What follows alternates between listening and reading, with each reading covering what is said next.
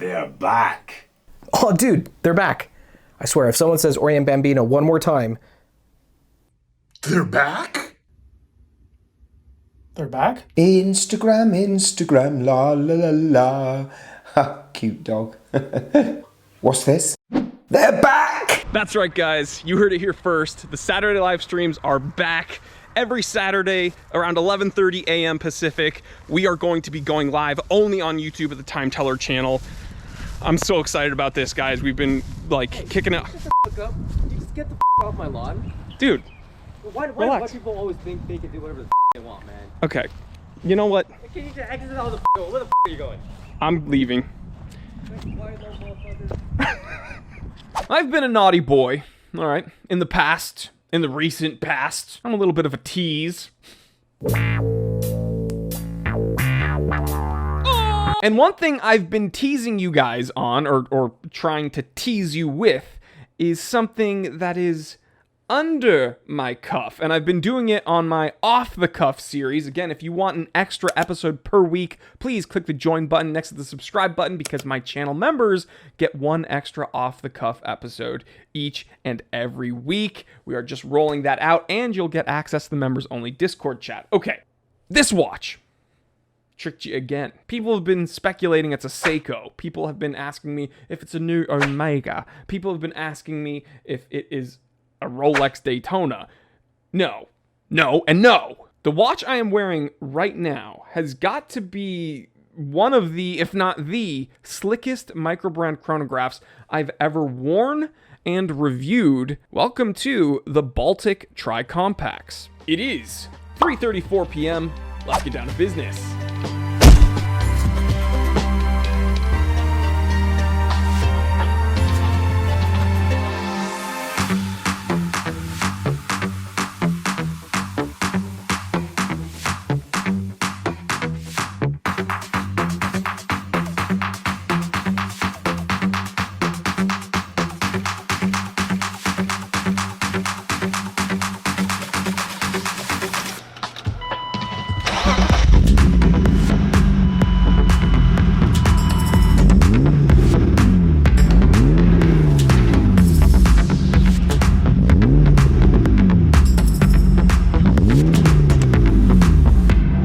Jumping into the specs, case material, 316L stainless steel, very standard. Diameter, 39.5 millimeters, so just under that 40 millimeter sweet spot. Lug to lug, 47 millimeters. We're gonna talk about that in the pros and cons. Thickness, 13.5 millimeters. Again, they did that thing where they said 10.7 millimeters without the glass, but I mean, who cares? Like, if you wear the watch, you're going to be considering the crystal in your thickness, right? I don't like when companies do that. Whatever. Lug width 20 millimeters. Now the bezel is aluminum. The crystal is double domed sapphire, giving this an incredibly vintage, distorted look. Again, I love crystal distortion. When you kind of do a wrist roll and you look at it, some people really don't like it, but this. You if you don't like it. The dial finish on this one, they call it light beige. I would call it kind of, I suppose, off-white, or like kind of pseudo ivory. I would say off-white, not quite cream, but I definitely wouldn't call it light beige either. Superluminova BGW9. This does use a 500 series Sellita. It's the Sellita SW510M, which is manual wind. It's got a power reserve of a healthy 63 hours. You're getting a signed crown, a 5 atmosphere. What? I'm not speaking correctly. A 5 atmosphere or 50 meter water resistance rating. And here's where everyone clicks away from the episode. Price tag, $1,795. People that don't consider microbrands real watches are immediately uninterested, which is a bummer because, like I said, this is probably one of the better chronographs on the market right now, especially when we're considering microbrands. So the elephant in the room when we're looking close up at this watch and just even at a glance is that this does look like an older Rolex Daytona, specifically reference number 6241. This is probably one of my favorite iterations of the Rolex Daytona. Notice it does not have threaded crown pushers or threaded pushers, and this watch doesn't have threaded pushers either, and this watch does not have a threaded crown. However, that 6241, it is one of the earlier Daytonas, so it was before they really thought of encapsulating everything with making all the pushers thread and the crown thread. This looks like an older Daytona. It's an homage, dare I say. Now, when I use that word, sirens. I gotta go! But I am using the word homage in the truest sense. Inspired by. This watch might be inspired by another watch. It has simple cues nodding to another watch's design. Nowadays, that term, homage or homage, however you want to pronounce it, it's been bastardized because it's become essentially a one-to-one copy. Like when you're looking at a Submariner homage, it's going to be a one-to-one copy, essentially, of a Submariner. This, I still would consider this having design cues and taking notes from and simple refined nods to a watch that I truly, truly love, that Rolex 6241. But it's not a one-to-one copy. But again, when you use that naughty H word, and I'm not talking about Hodinky, although that's a disgust. I can't believe I said that. The word homage is a very naughty word in the watch world, I guess. And I'm kind of to blame for that, honestly, because I rally against homage watches, but whatever. And I don't know about you, but I personally am probably not going to own a 6241 anytime soon. So having a watch like this that is modern built, way more affordable, I won't have to baby it, it's low risk, it has the charm, but it's still unique enough to be its own watch, kind of a no-brainer. But before I gush any further, let's get into the pros and cons, because I know I've been saying a lot of good stuff. It's not perfect. It's a very good watch. Let's start with the pros, go with the cons. You know, this ain't your first rodeo, okay? And if it is, hit that subscribe button right now. Pros. First one, everything's sharp, prim, and proper. The bezel, ooh, you could slice some butter with that. Butter's not hard to cut, but very, very nice, prim and proper, sharp bezel. Again, I have very lustful feelings towards these very vintage domed crystals and box crystals. I absolutely love it. I love that vintage-esque dial distortion, the crystal distortion. It's just very, very cool. The dual finishing is very nicely done. When we're looking at the bracelet specifically, you'll notice the outside of this tapered bracelet, the outer links are mirrored, and then the center links are brushed. That carries over to the clasp. And there technically is somewhat of dual finishing on the case itself.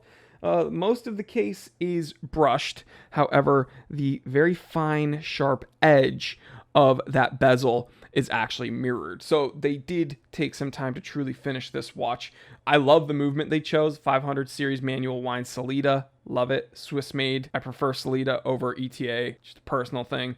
It has a proper 63-hour power reserve. So for a manual wind watch, you do want it to have a healthy power reserve so that you're not having to crank it every day. Crank your... I don't know why I said that. Gato, please bleep that out. I love that it's under 40 millimeters, that diameter, again, right within that sweet spot. I like the motorsports theme, again, kind of paying homage to these racing chronographs that came before. And then probably the best part about this watch is drilled lugs. I don't have to complain about drilled lugs. You want to put this on a rally strap? Put it on a rally strap. You want to put it on a NATO? Can we even say that? A nylon strap? Put it on a nylon strap. You want to put it on a fancy leather strap from Man Cave Leather? Go ahead and do that. However, I'm going to be wearing this on the bracelet because I actually really like the bracelet and it's very sporty. Yeah, it's very sporty. Now to the cons. 47 millimeter lug to lug might wear big if you have slender wrists. I have just over 7.5 inch wrists, and it doesn't encompass the entirety of my wrist. But if you have smaller wrists than that, then the lugs might make it to the edge of your wrist, and I don't like that look. But if you like it, that's perfectly fine. Wear your watches on your ankles if you want. You can get a big enough strap and wear it as a belt buckle. I don't care. You can wear your watches however you want. This is one guy's opinion, so who cares? The handset loom isn't the worst, but it's not the best. So I'm putting that in the cons. Speaking of the bracelet, okay, as I take this off, and you're going to be getting macro footage of all of this, of course, you can see, if my camera focuses away from my face, all the links are super duper mobile. It is silky smooth. A very, very comfortable bracelet that just conforms and hugs your wrist. And again, look, everything's mobile. There's no binding links, which we see with not just micro brands. We see this with Seikos sometimes and stuff. So getting a bracelet right is quite difficult, it seems, in the watchmaking world.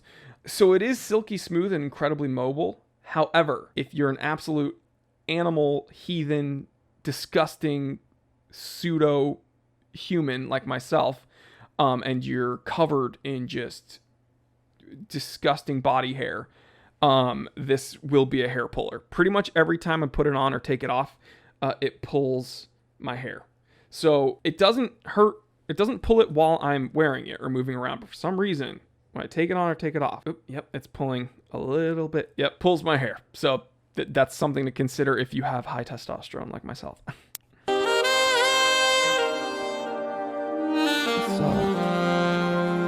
And finally, the last con I can see is sticker shock. Because again, I've made an episode complaining about this. There are people that don't consider micro brand watches real watches, which is a shame because it proves that you would more so care about the brand name than the actual merit of the watch, right? So the quality of the watch you don't care about. You care about the name on the dial, which is insane because, I like Rolex. Rolex has made some just hideous, terrible watches. Seiko, another one of my favorite companies, they've made some crappy watches, dude. So I don't really care about the name on the dial so much as, judging things by a watch-to-watch basis. I know people are going to be like, well, then why do you hate Invicta as a whole? Well, I've said the Pro Diver, I think I gave that, when I was doing the power rankings of divers, I think I gave it a B or a C, which is like pretty high because I was really, really strict with that. So for the money, the Pro Diver is fine, but it just so happens that when we look at Invicta's watch after watch, most of them are just overpriced hot dumpster fires. Here's the thing, okay, in summation, so we don't get too caught up in the weeds here. After finally getting a Baltic watch in the office, because again, ever since I've started my channel and Baltic became a thing, people have been requesting me to review them. I've written to them a few times. Finally, we caught each other at the right time and we made a review work. Great people over there. They're very, very kind to me. I see the hype though. I now see the hype with Baltic watches. Everyone's been telling me to review Baltic. Everyone's been telling me to consider Baltic, especially because I do these Micro Brand Monday reviews. And if this watch is any indication of the rest of their catalog, then they might be one of my favorite micro brand watchmakers because this is an insane watch. I really, truly enjoy it. When it comes to modern built vintage-esque classic chronographs with a motorsports theme, it just nails it. It absolutely nails it for under $2,000. So you're getting a Swiss movement, really nice finishing bracelet that's very, very comfortable. And most of you probably aren't as disgusting as hairy as me, so you'll be fine. Pulls your hair a little bit if you got a hairy wrist, but you can overlook that. And for being someone, again, like myself, that's into cars and gasoline, this without breaking the bank, you can get a really, really cool chronograph paying homage to the motorsports history of racing watches. And finally, I'd say this is a more than decent placeholder until I get a Rolex 6241. We'll see when that happens. All right, guys, thanks for watching this episode. I hope you enjoyed this review. I'm going to leave information to this watch, actually Baltic's website in a link in the description below. And yeah, again, guys, please consider joining the channel. You get one episode extra per week, and you get access to the members-only Discord chat, which is like the most fun that the channel has. Like, seriously, you don't want to miss out. It's like, I think, the price of a cup of coffee each month. So support the channel. please, I'd really appreciate it. And I'd love to see you over on the member side. All right, guys, stay happy, stay healthy, stay blessed. I'm Jory Goodman, the Time Teller. Always remember, I didn't invent time. I just tell it.